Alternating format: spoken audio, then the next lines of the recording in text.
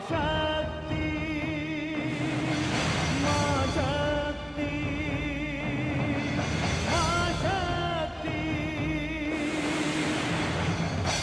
ओम श्री लक्ष्मी देवाय नमः। ओम श्री लक्ष्मी देवाय नमः। ओम श्री लक्ष्मी देवाय नमः। ओम श्री लक्ष्मी देवाय नमः। ओम श्री लक्ष्मी देवाय नमः। ओम श्री लक्ष्मी देवाय नमः।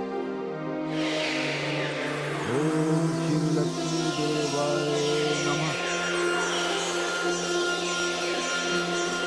ओम श्री लक्ष्मी देवाय नमः। ओम श्री लक्ष्मी देवाय नमः। ओम श्री लक्ष्मी देवाय नमः। महाराज धर्मध्वज, आंखें खोलिए।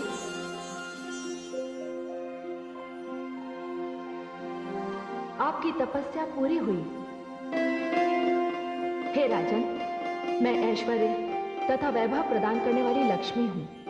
बताइए, आपकी क्या मनोकामना है? हे देवी लक्ष्मी, आपको मेरा प्रणाम।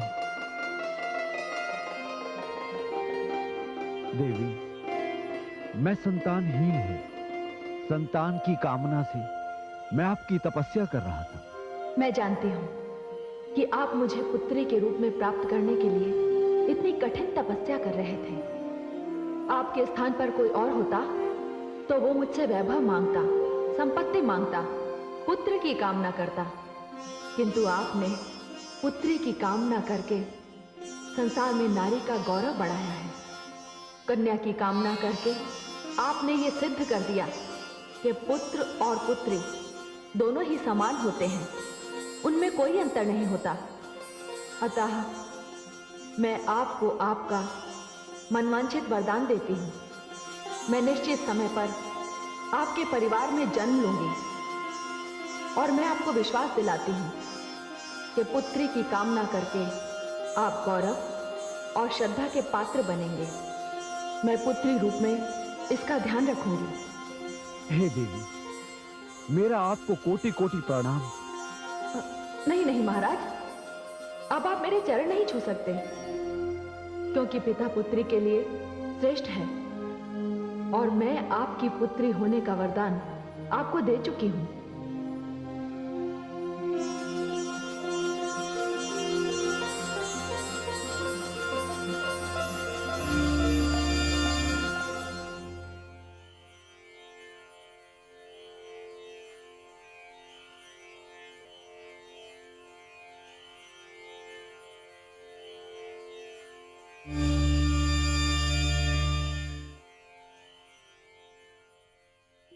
प्रणाम पद्मनाभ। देवी गंगे। हाँ पद्मनाभ। आपको तो अभी धरती पर जाना होगा, क्योंकि आपके श्राप से देवी सरस्वती धरती पर बहने वाली नदी के रूप में जा चुकी हैं। हे पद्मनाभ, उन्होंने मेरे प्रति और देवी लक्ष्मी के प्रति घोर अन्याय किया है। वो थार क्षेत्र को जल देने गई है, किंतु एक दिन थार मरुभूमि बन जाएगा। अपने क्रोध पर अंकुश लगाइए गंगे। जाना तो आपको भी पड़ेगा धरती पर। वहां प्रयाग नाम की नगरी में आपका यमुना और देवी सरस्वती का संगम होगा। किंतु हे पद्मनाभ, मैं पृथ्वी पर नहीं जाना चाहती। प्रभु, मेरे साथ अन्याय हुआ है। देवी सरस्वती ने मुझे श्राप देकर पापियों की कृपा दृष्टि पर छोड़ दिया है और मुझे आपके चरणों से दूर कर दिया है प्रभु। नहीं देवी गंगे, उन्होंने क्रोध में ही सही, किंतु आपको बहुत उच्च स्थान दिलवा दिया। उन्होंने तो आपको पापनाशिनी बना दिया। आपके स्पर्श मात्र से पापियों के पाप धुल जाएंगे। आपको धरती पर ले जाने की भूमिका बनने वाली है। मैं जानता हूं आप विष्णु लोक छोड़कर नहीं जाना चाहते, किंतु अब यह संभव नहीं। महादेवी लक्ष्मी धरती पर श्राप के अनुसार तुलसी के रूप में जन्म लेने का निर्णय कर चुकी है। आपको धरती पर जाना ही है।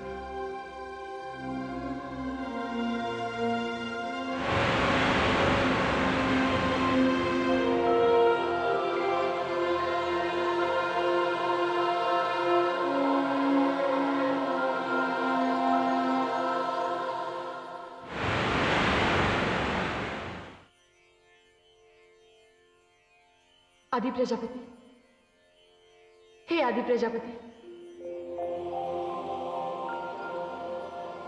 देवी गंगे आप?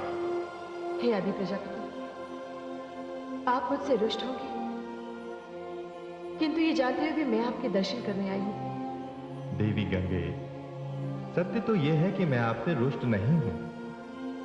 विष्णु लोक में जो कुछ भी हुआ उसका उत्तरदायित्व केवल देवी सरस्वती पर ही है, और इसी कारण उन्हें देवलोक छोड़कर मानव लोक जाना पड़ा। किंतु आपने अपने आने का कारण नहीं बताया। हे आदि प्रजापति, श्राप तो मुझे भी मिला है, किंतु मैं आपसे विनती करने आई हूं कि आप मुझे ब्रह्मलोक में निवास करने दें। मुझे निराश मत कीजिएगा। नहीं देवी गंगे, मैं आपकी बात नहीं टालूंगा क्योंकि आप शरणागत हैं, किंतु मैं जानता हूं कि आपको धरती पर जाना ही होगा और उसके लिए आप विवश कर दी जाएंगी, क्योंकि देवी सरस्वती का शाप अपना प्रभाव तो दिखाएगा अवश्य। हे आदि प्रजापति, जब वो अपना प्रभाव दिखाएगा तब दिखाएगा, किंतु तब तक तो आप मुझे अपने कमंडल में स्थान दे दें। यदि आप विधाता से यह कहने आई हैं कि वो भविष्य नहीं जानता, तो मैं आपके भ्रम को नहीं तोड़ूंगा, किंतु होगा वही जो मैंने कह दिया। अब आइए और अपनी इच्छा पूर्ति हेतु इस कमंडल में प्रवेश कीजिए।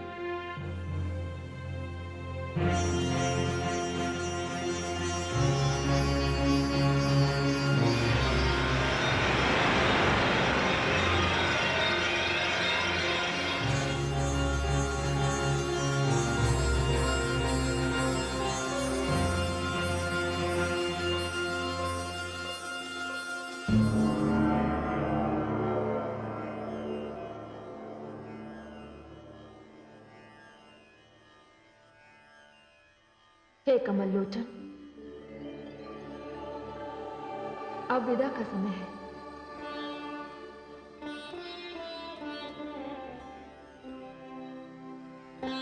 देव,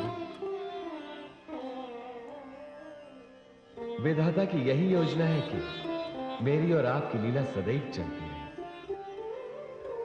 आप जब भी धरती पर उतरेंगे, मुझे भी उतरना ही होगा। इसी प्रकार जब भी मैं अवतार लूंगा, मुझे आपका सहयोग भी मिलता रहेगा। आपके बिना मुझे बहुत अकेलेपन की अनुभूति होगी भगवान।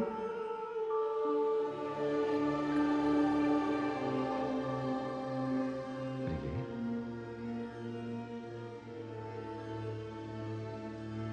मैं और आप दो होकर भी एक ही, हमें अधिक समय तक एक दूसरे से अलग नहीं रखा जा सकता।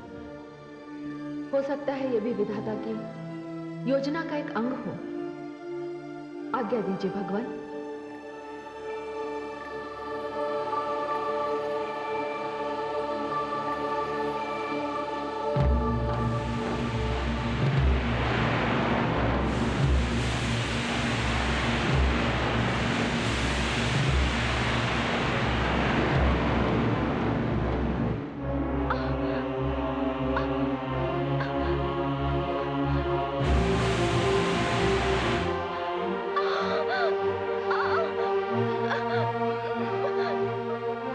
रखो पुत्री, धीरज रखो,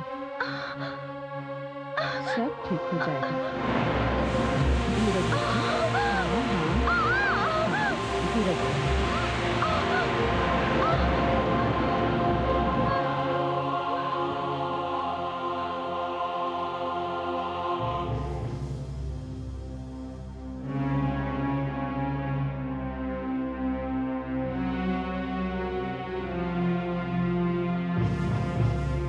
महाराज, आप शांति से बैठ जाइए। आप इतने अधिक विचलित क्यों हैं? संतान के आने की अधीरता तो सबको होती है। महामंत्री जी, मेरे विचलित होने का कारण कुछ और ही है। मैंने वर्षों देवी लक्ष्मी की तपस्या की और उन्होंने मुझे वर दिया कि वो पुत्री रूप में मेरे कुल में जन्म लेंगे। किंतु चिंता का विषय तो यह है कि वो इस बार भी जन्म लेंगी या नहीं। सच पूछिए महामंत्री जी, मैं पुत्र चाहता ही नहीं। महाराज, महाराज, बधाई हो महाराज, बधाई हो। एक कन्या रत्न ने जन्म लिया है। ओ धाई मां, ये लीजिए। कन्या रत्न ने नहीं, साक्षात देवी लक्ष्मी ने मेरे घर जन्म लिया है। मां, मैं आपके दर्शन करना चाहता हूं। माते, मैं आपके दर्शन के लिए आ रहा हूं।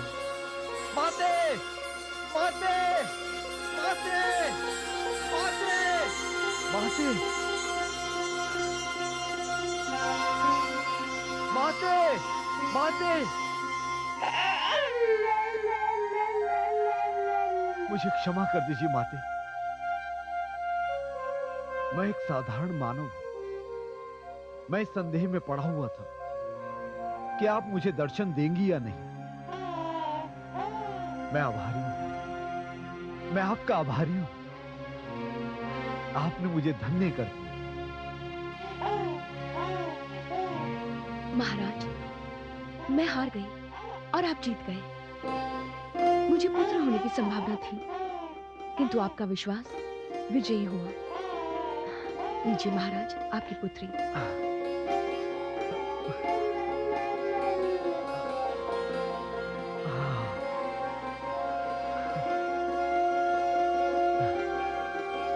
संबंधों से तो आप मेरी पुत्री हैं, किंतु भावनाओं से आप मेरी माता हैं। देखो महारानी, देखो, साक्षात लक्ष्मी स्वरूपा है। इनके रूप की कोई तुलना नहीं की जा सकती। पुरोहित जी आकर कोई भी इनका नामकरण करें, किंतु मैं तो इन्हें तुलसी ही कहूंगा। महाराज, इस कन्या का इससे अधिक सुंदर नाम हो ही नहीं सकता। शरणागत दिनार्तस्य परित्राणपरायणः सर्वस्नेह गौरी नारायणी नमोस्तुते। इस शुभ अवसर पर पूरे राजमहल में दीप उत्सव किया जाएगा। सारे नगर को सजाया जाएगा। सारी प्रजा को राज के समारोह में आमंत्रित किया जाएगा। हे माता, आपका इस महल में स्वागत है। आपने मुझे धन्य कर दिया।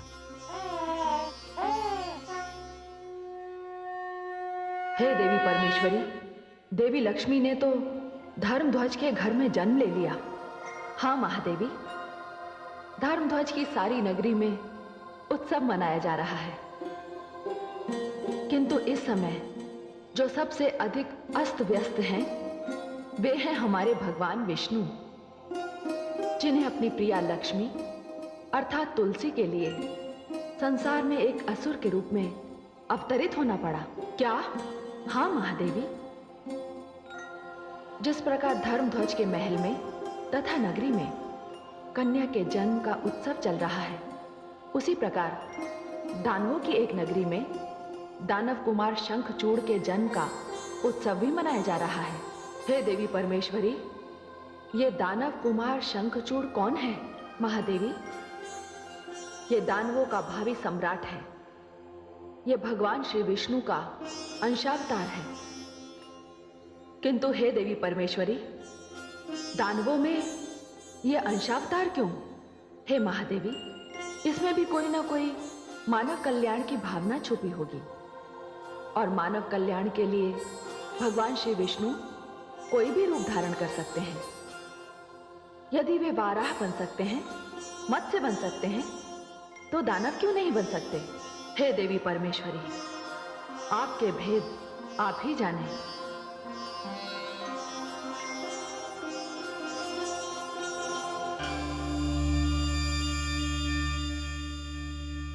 नारायण नारायण।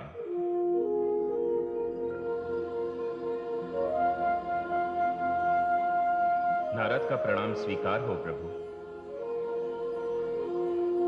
आइए देवर्षि, पधारिए।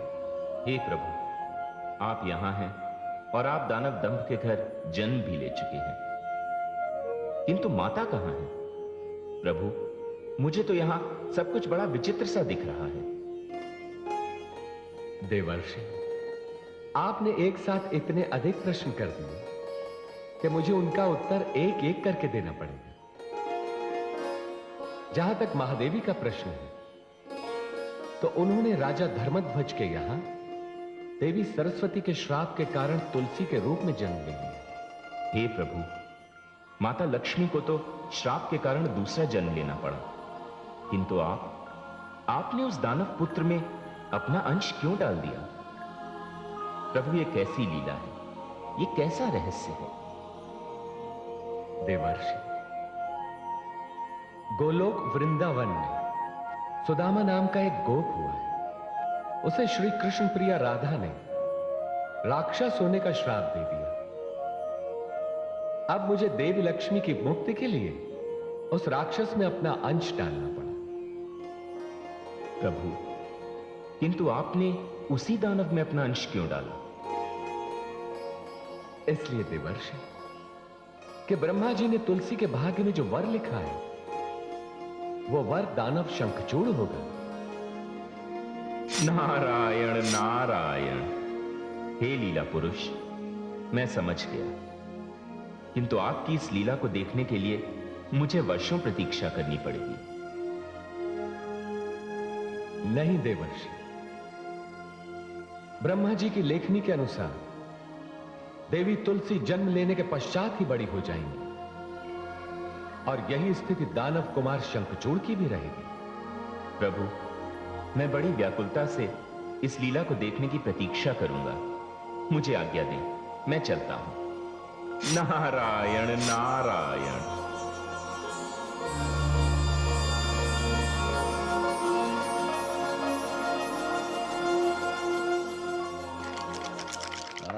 ये महाराज, महाराज, महाराज। महारानी, आप चाहे कुशल तो है ना? कुशल ही तो नहीं है महाराज। हमारी पुत्री तुलसी तो सकुशल है ना? महाराज, अब मेरे साथ चलिए और स्वयं देखिए उसे। अब बताइए ना क्या हुआ है। महाराज, बड़ा ही विचित्र दृश्य है। वो इस प्रकार बड़ी होती चली जा रही है कि ऐसा लगता है कुछ ही पलों में वो युवा कन्या हो जाएगी। ये आप क्या कह रही हैं? चलिए हम चलकर देखते हैं। आइए।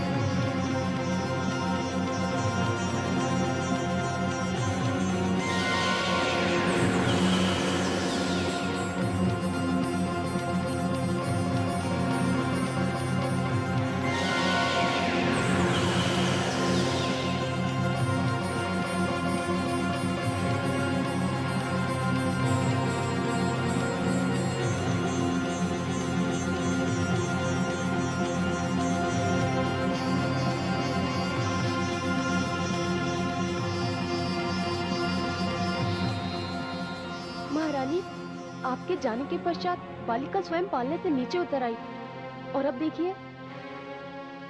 आप रुक जाओ।